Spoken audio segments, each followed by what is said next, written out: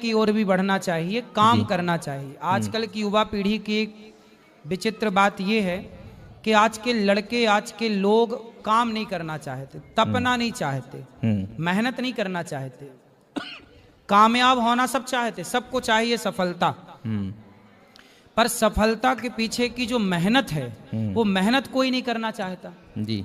जितना मैं अपनी बात करूं, मैं सवेरे जागता हूं, सवेरे से शाम हो जाती है, 11 बज जाते हैं, मैं कई कई दिन बच्चों से मिल नहीं पाता, जबकि यही हूं लेकिन फिर भी नहीं मिल पाता। एक पिता होते हैं, बहुत सारे बच्चों का मिलते हैं लेकिन अपने बच्चों को नहीं मिल पाते।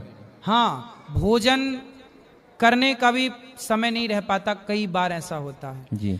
मैं काम को बहुत प्यार करता हूँ, आज भी मैं अपने काम से बहुत प्यार। देखिए 3 घंटे कथा सुनाई आपको, और 3 घंटे कथा सुनाकर 6 बजे उठा, 6 बजे ऊपर जाके सबसे मिला, और फिर इसके बाद आपके पास आकर बैठ गया जी। तो काम को मैं बहुत प्यार करता हूँ आज भी, पहले भी मैं अपने काम को प्यार किया। जो अपने काम को प्यार करता है, इसलिए उस काम ने मुझे यहाँ आप लोगों की सेवा के लिए बिठा रखा है। बिल्कुल बिल्कुल। आप अपने काम को प्यार कीजिए, आप अपने काम को बढ़ाइए, काम आपको बढ़ाएगा।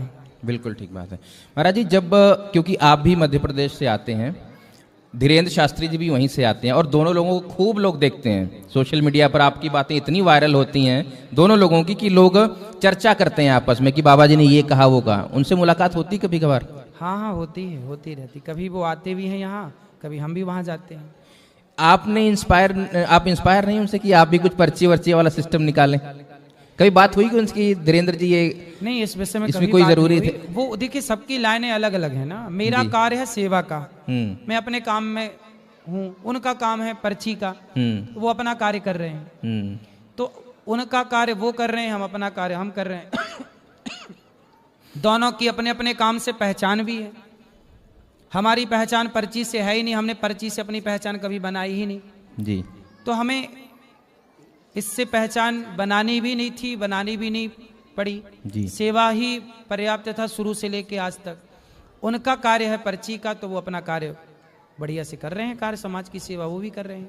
महाराज जी, हालांकि ये सवाल मैं पहली बार नहीं पूछ रहा हूँ, जो बिग बॉस वाला सारा मसला हुआ उसमें जब आप गए, हालांकि आपकी कोई ऐसी मंशा नहीं थी, आपने बताया था कि मुझे सिर्फ बुलाया गया, मैं चला जाकर आ गया। उसके बाद बहुत सारे धर्माचार्यों ने बहुत नाराजगी जाहिर की आपसे कि आपको नहीं जाना चाहिए था, आप सनातन का काम करते हैं तो सनातनी को कम से कम ऐसे मंच पर तो नहीं जाना चाहिए था। प्रेमानंद महाराज ने भी आपसे मुलाकात की, आपने उनके सामने बैठे और उन्होंने बहुत सारी अपनी बातें कही कि आपको ये नहीं करना चाहिए था। तो उस बात को आप कैसे लेते हैं? अभी एज रेग्रेट लेते हैं या वो हो गया, एक फ्लो में हो गया वो? एक प्रश्न का उत्तर आप दीजिए जी। यदि आपके कहीं जाने से किसी पापी व्यक्ति के मुख से भगवान का नाम निकल जाए तो आपका जाना सही है कि गलत है? बिल्कुल सही है। सब लोग उत्तर दीजिए। यदि आपके कहीं जाने से किसी पापी व्यक्ति में, पापी के मुख से भगवान का नाम निकल आए तो ये गलत है भगवान का नाम निकालना? तो मैं वहां बिग बॉस में पापी से पापी कोटि के व्यक्तियों को भी भगवान का नाम बुलवा के आ गया। ये सफलता है यदि इस तरीके से देखा जाए तो। और आप यदि गलत वे पर ले जाएंगे, गलत तरीके से देखेंगे तो फिर दोष देखना ही है तो आप राम के भी दोष देख लीजिए और सीता मैया के भी दोष देख लीजिए। यदि दोष ही देखना है तो सीता मैया के भी दोष आपको दिख गए, धोबी को दिख ही गए। महाराज जी, उस समय जो पापी से पापी व्यक्ति के पास जाकर भगवान का नाम बुलाना, वो खुद बोल रहा है राधे राधे राधे राधे। बताइए उस इतने बड़े शो में जहां करोड़ों लोग जुड़े हैं तो क्या करोड़ों लोगों ने राधे राधे ना सुना होगा? क्या भगवान के नाम का प्रचार नहीं हुआ? तुलसीदास जी कहते हैं कि जब मैं मर जाऊं, ये बात मैं नहीं कह रहा, तुलसीदास जी कह रहे हैं, जब मैं मर जाऊं, तुलसीदास जी बोले अपने लिए, जब मैं मर जाऊं तो मेरे शरीर का चमड़ा निकाल कर जूता बनाना, आग में मेरा शरीर जला ना देना, जमीन में मेरा शरीर गाड़ ना देना। जब मैं मर जाऊं तो मेरे शरीर से चमड़ा निकालना और जूता बनाना और उसे जूता पहनाना तुलसीदास जी बोल रहे हैं ये बात, उसे जूता पहनाना जिसके मुंह से धोखे से भी भगवान का नाम निकल जाए। ये नाम की महिमा है जी। अजामिल जैसा पापी एक नाम के बल पे तर गया कि नहीं, तो मेरे बिग बॉस जाने से ना जाने कितने पापी भगवान के नाम से तर जाएंगे। महाराज जी, उस समय बहुत सारे लोग जो नाराज हुए थे आपसे, नाराजगी में उन्होंने ये कहा था कि देखिए महाराज जी ने पहले मीडिया में खबर फैलवाई कि महाराज जी जाने वाले हैं, और हम पत्रकारों ने अंदाजा लगाना शुरू कर दिया कि शायद महाराज जी जाएंगे। हमारे लिए क्यूरियोसिटी होती है कि महाराज जी बिग बॉस में जा रहे हैं, और अचानक आप पहुंच गए उनके मंच पर, वापस भी आ गए। लोगों ने कहा कि ये सब प्री प्लान्ड था, ये सब जानबूझकर किया गया था, कोई ऐसे जाने और आने का कोई सीन नहीं था। और उस समय आपने बहुत सारे जवाब भी दिए थे लोगों को। ऐसा है कि उन्होंने बुलाया था मुझे अंदर के लिए कि आप 3 महीने के लिए अंदर आओ। अच्छा, उनकी ये मांग थी? उनकी ये मांग थी कि आप 3 महीने के लिए अंदर आइए। अच्छा। तो 3 महीने के लिए तो जाना संभव नहीं था। जब मैंने साफ इनकार किया तो उस शो के 2 दिन पहले उन्होंने कहा कि अच्छा आप महीने भर के लिए नहीं आ रहे हैं तो केवल 1 घंटे के लिए आ जाइए। कितनी देर के लिए आ जाइए? 1 घंटे के लिए। और जो यहां अंदर जा रहे हैं उन्हें अपना आशीर्वाद दे दीजिए। तो अब उन्होंने जब कहा कि आप यहां जा रहे हैं जो अंदर, उनको आशीर्वाद देने आ जाइए, तो मेरा इस स्थान पर बैठ करके ये कर्तव्य बनता है कि मैं जाऊं और 1 घंटे कुछ अच्छी बातें करके, अच्छा उनको सुना करके, सिखा करके जी। प्रयास करूं कि भाई बदलाव आपके जीवन में भी हो। बदलाव कैसे होगा यदि हम नहीं जाएंगे? चलो आज तक नहीं ही तो गया कोई, बिल्कुल। तो नहीं गया तो सारी फूहड़ता रही। कम से कम जाने से उनके भीतर भी, उनकी वाणी से भगवान का नाम धोखे से सही निकला तो। रामचरितमानस की एक चौपाई है, अर्थ बताइए आप। भाव कुभाव अनख आलस हूं, नाम जपत मंगल दिसि दसहूं। भगवान का नाम कोई भाव से ले, बिल्कुल, कुभाव से ले, आलस्य है वो ले, नाम अपना काम करेगा। अजामिल तो पापी था, पर पापी ने पुत्र को पुकारा, नारायण, बेटे को बुलाया, पर परमात्मा ने सुना नहीं। 1 नाम बोला था अजामिल ने, 1 नाम बोला तो उसका उद्धार हो गया। और मेरे जाने से वहां सबने वहां राधे राधे खूब भगवान का नाम बोला, खूब राधा रानी का नाम गाया। बताइए क्या उन पापियों का उद्धार नहीं होगा? महाराज जी, बहुत सारे लोग यहाँ पर बैठे हैं, बहुत सारे लोग ये मानेंगे कि बिग बॉस जैसे शो आते हैं, बहुत कुछ ब्लंट भाषा का उसमें प्रयोग किया जाता है। ऐसे कई लोग कहते हैं कि शो को बंद ही कर देना चाहिए, इस तरह के जो शो आते हैं। तो आपने सुझाव हम तो कह के आए वहां पे उनको कि भाई ये काहे चला रहे हो, फूहड़ तो बंद करो। बुरा नहीं माने, चलाए नहीं ना, वो लोग काट दिए उसको। अच्छा, वो काट दिए थे। महाराज जी, एक और बात होती है कि क्योंकि आप डॉक्टर अनिरुद्धाचार्य महाराज जी अब आपकी उपाधि है, लेकिन सोशल मीडिया पर डॉक्टर से एक पोकी बाबा का भी टर्म लोग चलाते हैं। पोकी मतलब कि क्यूट बाबा। आप लोग बोलते हैं कि ये सारी बात सुन लेते हैं, बुरा नहीं मानते, गुस्सा नहीं करते हैं। बहुत सारे बाबा लोग गुस्सा जल्दी कर जाते हैं। तो वो उपाधि और पोकी या क्यूट बाबा का वाला जब सुनते हैं आप, तो कैसा महसूस होता है?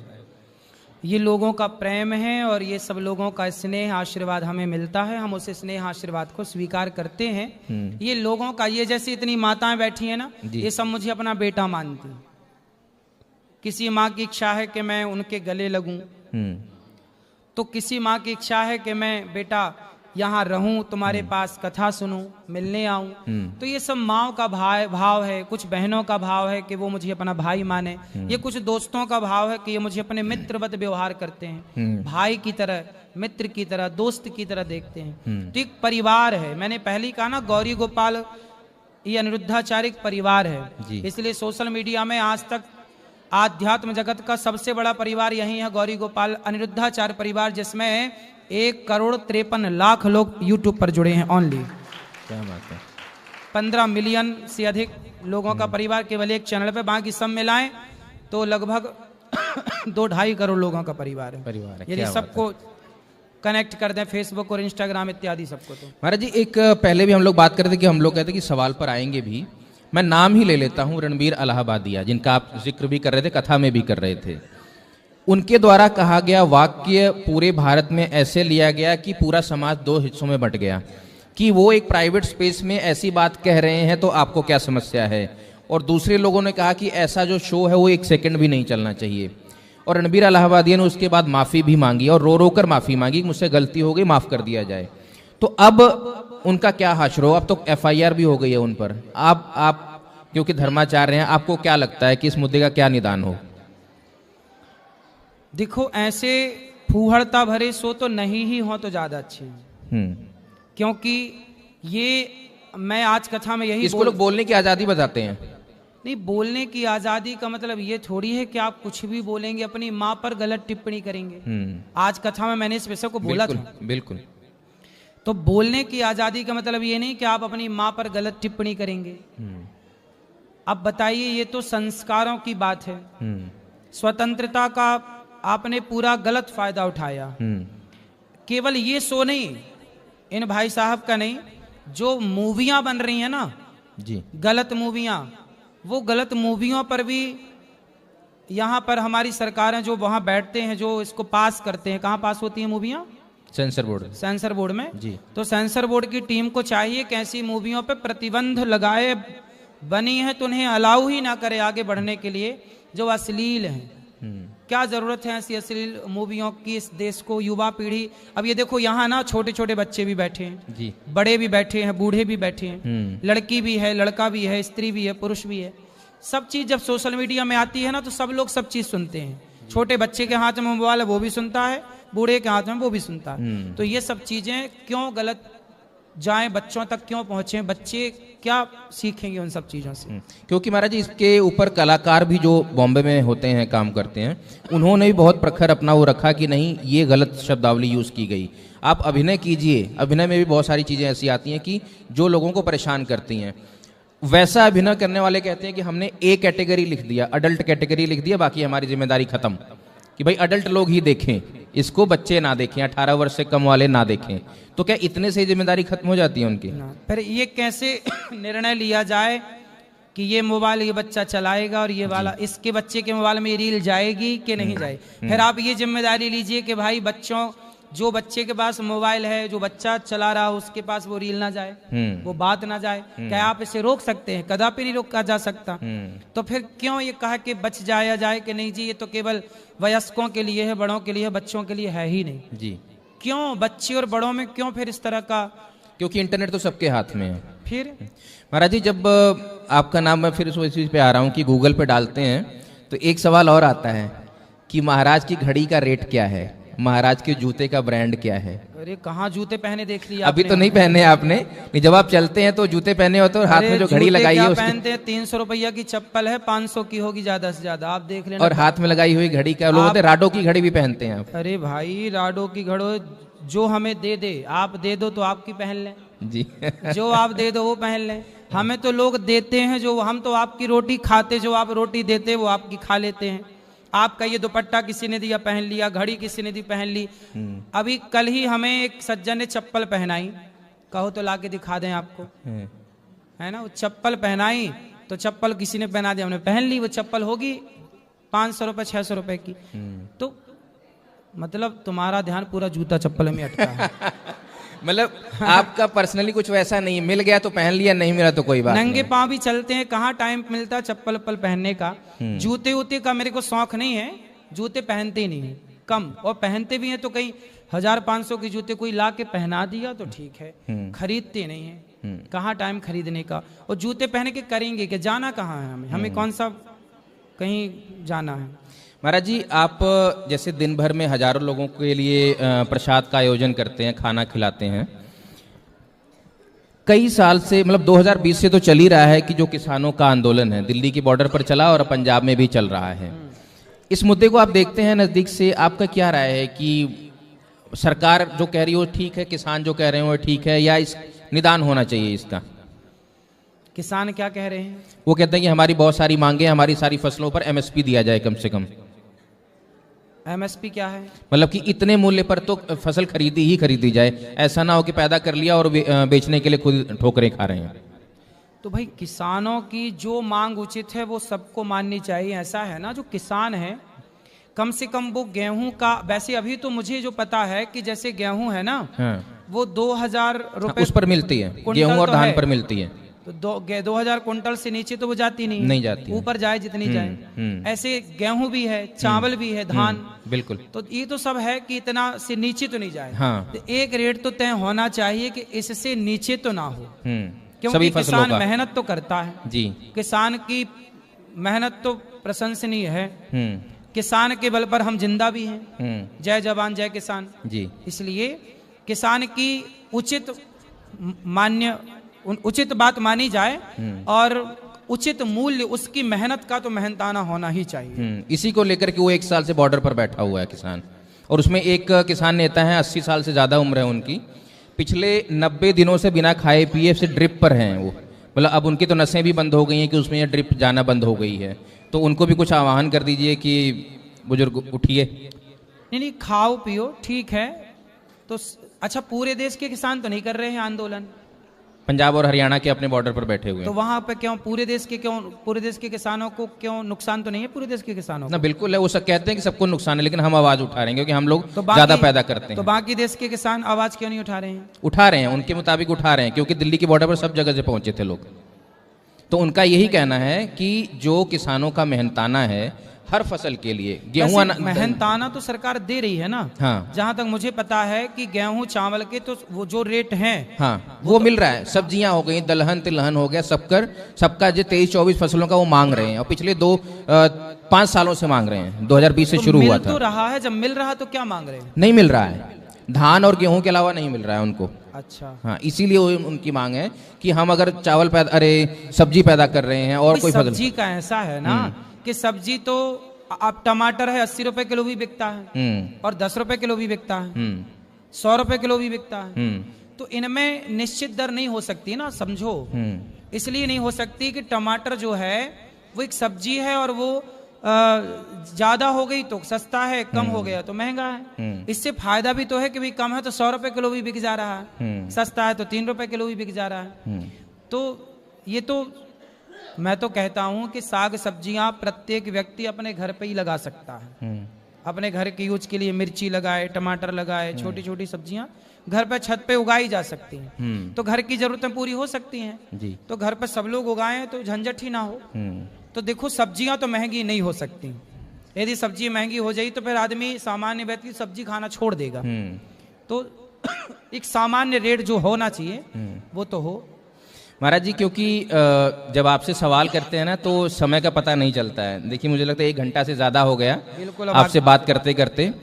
मार्च का महीना शुरू हो गया है, रंगों का त्योहार भी आ गया है, तो जो लोग हमारे कार्यक्रम देख रहे हैं उनको बता दीजिए कि जिंदगी में जो हमेशा रंग रहें, सिर्फ मार्च के महीने में ना रहें, तो क्या क्या मोटी मोटी बातों का ध्यान रखें। होली का पर्व हमें ये सिखाता है कि हम सब ना रंग लगाते हैं एक दूसरे को। रंग लगाने के पीछे का अर्थ है कि हमारा और आपका जो रिश्ता है वो रंगीन रहे, कभी फीका ना पड़े, कमजोर ना हो। पुरानी बातों को भुलाकर एक नए तरीके से रिश्तों की शुरुआत करनी चाहिए, और रिश्तों को रंगीन रखो। हंसते मुस्कुराते प्रसन्न चित्ते से रिश्तों को रखो, और प्रेम से रहो, आपस में लड़ाई ना करो। हमारा दोस्त, हमारा दुश्मन कभी हिंदू नहीं रहा, कभी ब्राह्मण नहीं रहा, कभी क्षत्रिय, कभी वैश्य, कभी शूद्र नहीं रहा। हमारा दुश्मन सदा से आक्रांता रहे। इसलिए हम आपस में ना लड़ें। यदि हम आपस में लड़ गए तो फिर हमारी लड़ाई का फायदा मुगलों ने उठा लिया जी। फूट डालो, शासन करो। इसलिए हम सनातनियों को इस होली में, ये पर्व में संकल्प लेना चाहिए कि हम आपस की लड़ाइयों को समाप्त करें और प्रेम मोहब्बत से अपनी जिंदगी राजी मर्जी खुशी से गुजारें। माँ बाप की सेवा करें, बड़ों का आदर करें। राधे राधे। बहुत बहुत धन्यवाद महाराज जी। अब जिनको मिलना है आप सब ऊपर चलिए, सबको ऊपर मिलेंगे। चलो सबको राधे राधे।